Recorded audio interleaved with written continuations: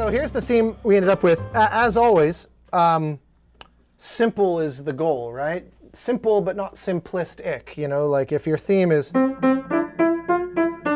that's not exactly profound. It is simple, but it's perhaps simplistic. So the goal is always to make something that can capture the spirit of what you're after in as little as possible. Right. So this is where we kind of ended up.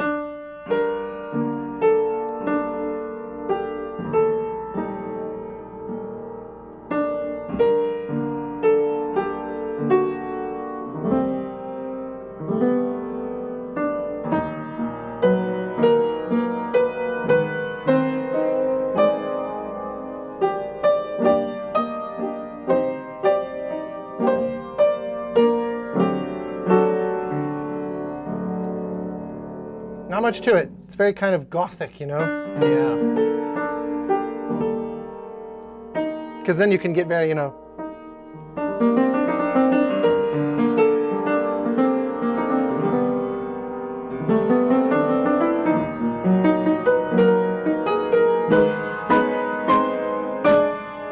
That sort of, you know, just have fun with it. But something very simple and kind of sad. The story involves a girl who's an orphan in her early 20s who has this traumatic memory of discovering her father's murdered body. And then the very opening of the game, someone mails her a severed hand, and the police show up and say, we think this is actually connected to the never solved murder of your father. And she gets pulled into this dark world as they try to figure out what's going on. And so it has to be like fragile, and delicate, but in a world of kind of intrigue, you know. So that's how we were hoping to get that across, you know.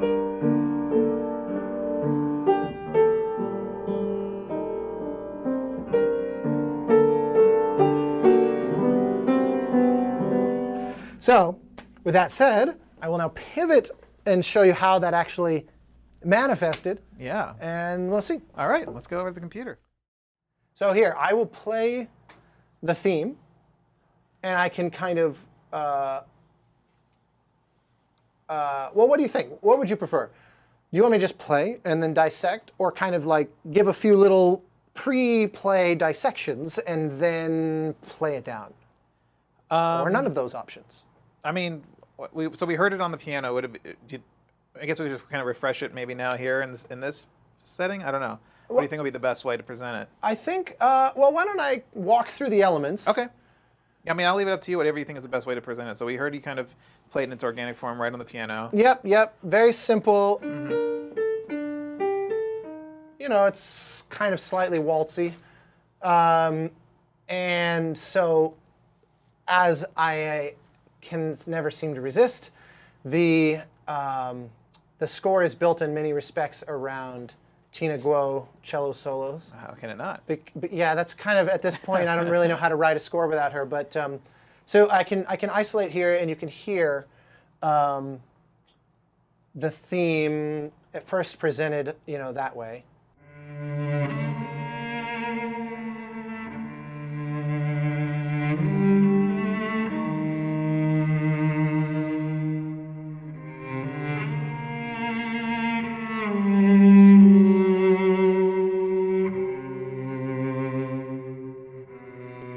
So, makes sense. One of the things is they were always really quite adamant, Jack particularly, that it be sufficiently dark and heavy, but also, like so many people, and rightfully so, he really just loves the texture of strings. And so I said, you know, we can do a traditional string orchestra, and in fact, this starts off with this big sort of glissando gesture for all the violins, where they kind of. So, you know, we kind of announced the orchestra on beat one, bar one, yeah. But I did a separate recording in Nashville of all basses as well, because I wanted there to be, you know, if we have the strings up here doing these kind of, you know,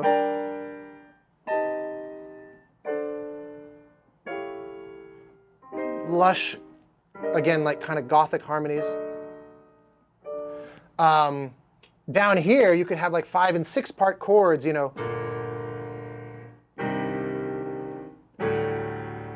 in an ensemble of all basses. So that's sort of one of the first things you hear is this, all the pizzes of this bass group in Nashville. And then they start playing these chords below the cello.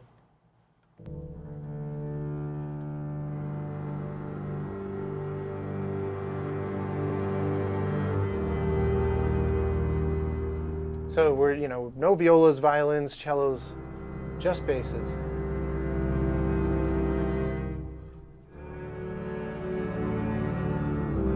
Which was really fun. That becomes a really important color all through the whole thing. And then there's other little bits and bops. We've got some lots and lots of textural kind of almost Renaissance-y things, bowed guitar and things like that I love to just feather in there. But lots of saxophone in this score, and usually doing things like this. Always tucked behind something. It's like the subtle suggestion of the noir, but without going. It's not full-blown noir. Because it's not a noir piece, but we can suggest it a touch, and then Caroline Campbell also with these just beautiful. She's a superb violinist. So we hear her on the theme,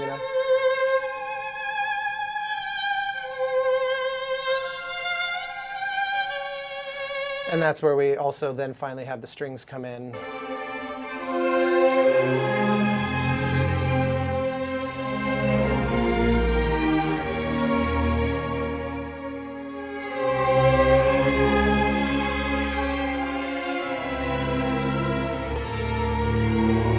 Makes sense, right? And then, of course, there's little electronics and backgroundy kind of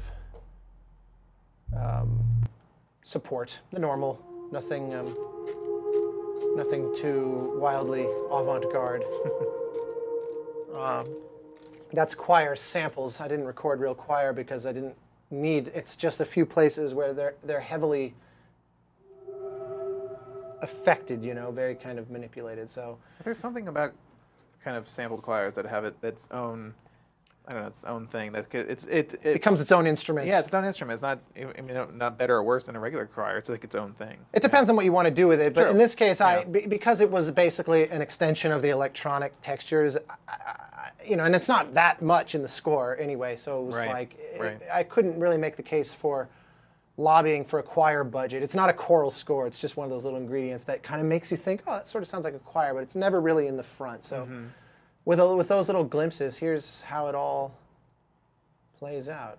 And actually what I can maybe do is shift this to the piano roll.